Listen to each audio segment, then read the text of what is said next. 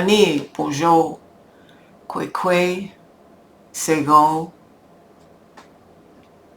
and greetings. It's Catherine and Brian from Moonstarlodge in South Central Ontario. And we're back with part 2 of this mysterious tree reading. It started with sort of a part 1 last week, running from June 30th to the 6th of July, and this runs from the 7th to the 13th. We're using the same decks as last week, so if you'd like to see the images of the covers, by all means, we post that with every reading, but you can go back and look at the other video from last week if that helps. In the meantime, this is too exciting. Let's just go ahead, Brian. So the main tarot this week is the Wilder Woven Tarot by Greg White. And we're also using the oracle that the Sylvan kind, which relates to trees. So a lot of nature, and it's on purpose. Nature has been waking up, things are growing, birds are fledging from the nest, stuff is happening, and it's getting serious, as it were, seriously into summer. During this week, we have the full moon on the 10th. Of Love's All Things, and that's really important. So I'm going to start with this first card, and I rarely get reversed cards, but this one is the Five of Cups, and it's reversed.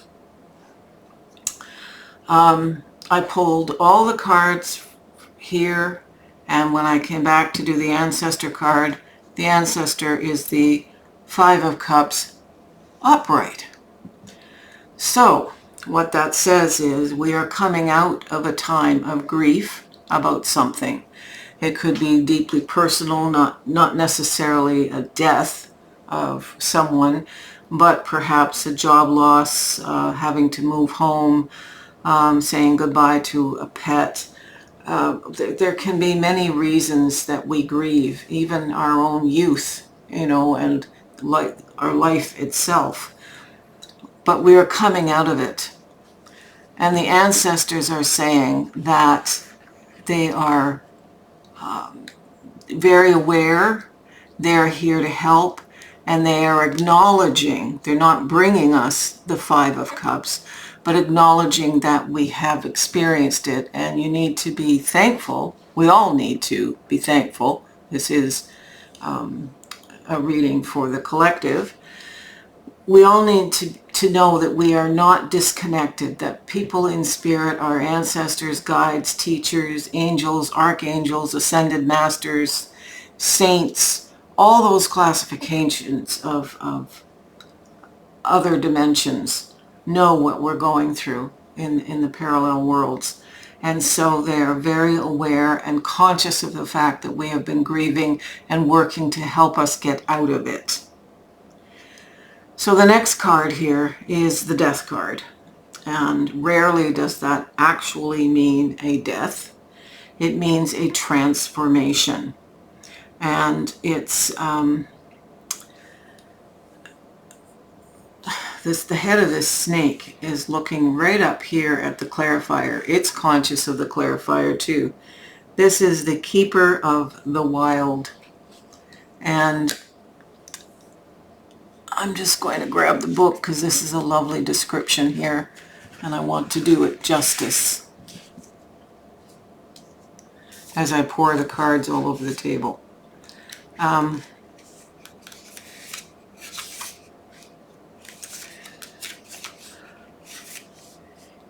The wild isn't just a place out there, it's also a place in here, in your own heart. You are related to elk and deer, butterfly and hummingbird, bison, gazelle, and tiger. The mountains live in your bones, the rivers in your veins, wildflowers grow along the chambers of your heart. You weren't born to pay bills and die, distracting yourself with the secondary satisfactions of house and car and happy hour. The time has come to unplug from your current matrix. Your mind is a savanna teeming with running wildebeests. Your heart is an ocean full of mighty whales and splendid dolphins. Your soul is a forest full of stories. The moon whispers late at night. Indulge your own nature and rewild your life. So this is how we are being supported in the transformation that the Death card provides this week. Moving on, we have the King of Cups. The King of Cups flipped out of the deck in an earlier position, and I asked Brian to douse if that was just my fumbly rheumatoid arthritis hands or if it was meant to be. And in the position it was pulled for, it was not meant to be. And it was also in reverse at that time. So throw it back in the deck and shuffle, and here it is, the King of Cups upright this time, a grand walrus. The King of Cups is the overseer of the emotional security. He is the one with the intuition. He knows how to master intuition, and he knows how to master emotional maturity and make the right decisions in the right timing for the rest of the herd here. It's clarified by touch. One of the ways we understand the truth of something is to touch it. And in this case, it's a pair of hands touching a tree. We need to do as this card asks us and go out and literally touch the trees.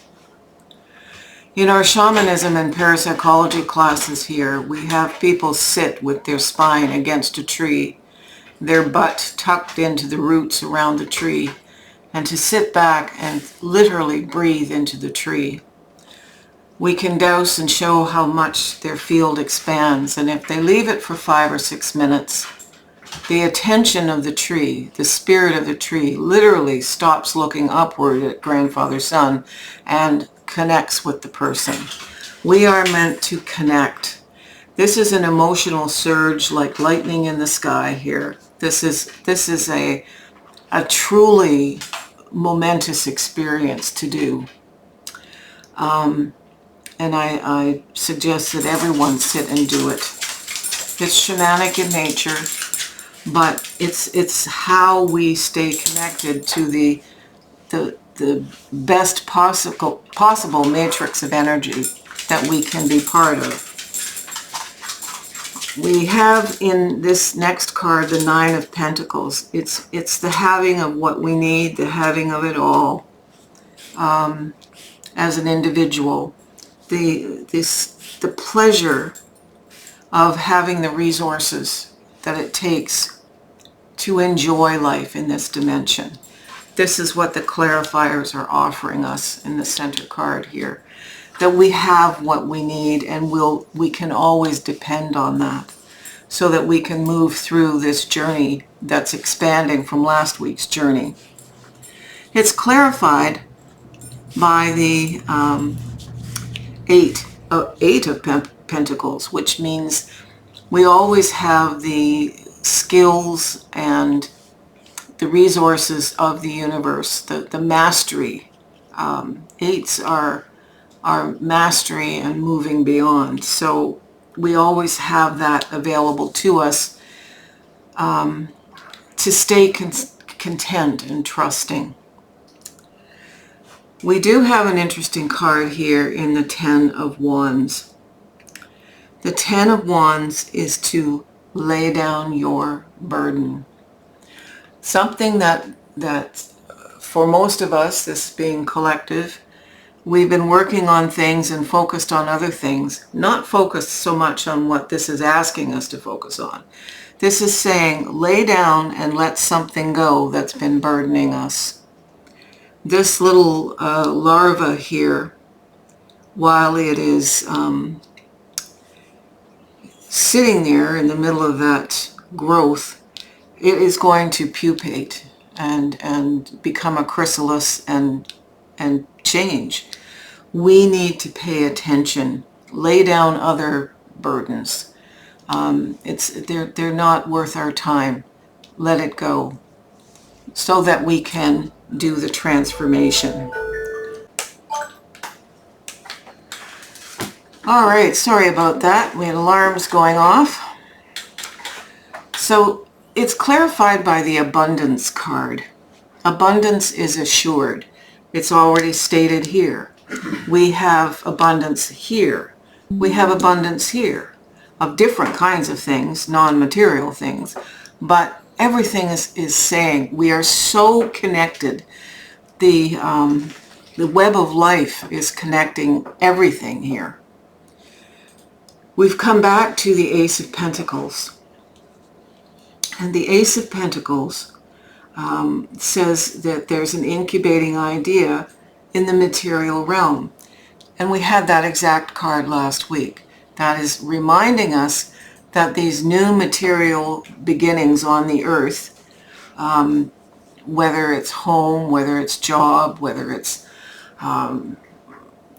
economic, whether it's time, we need to look at the more spiritual materials, perhaps, like time and energy,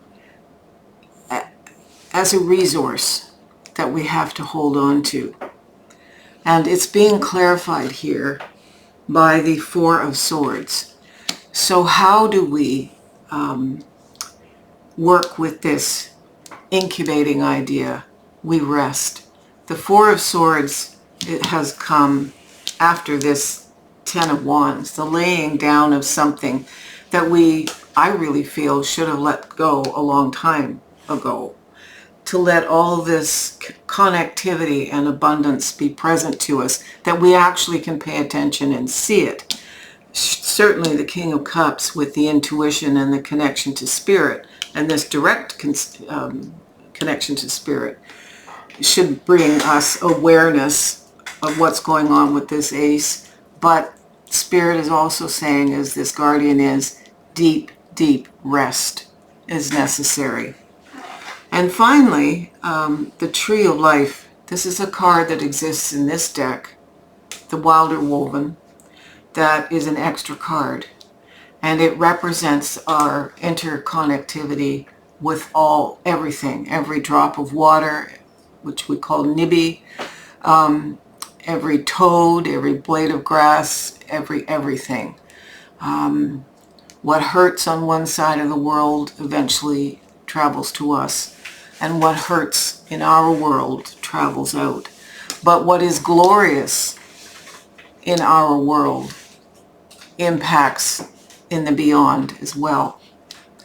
And it's clarified by one of these little people that says, the silent one, watch the drifting shadows and be a caretaker of silence. That's really affirming that sometimes we just have to stop, drop, and rest. The astrological clarifier for this is Cancer.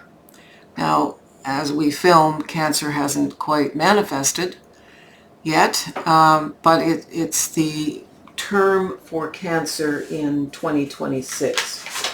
And so that happens to be June 21st, which is summer solstice-ish, to July 22nd.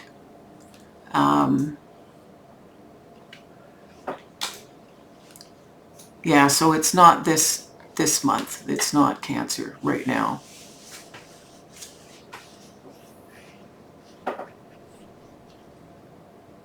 Okay, so we're good. It's a whole year to manifest. Just making note of something there. You can flip the camera, Brian.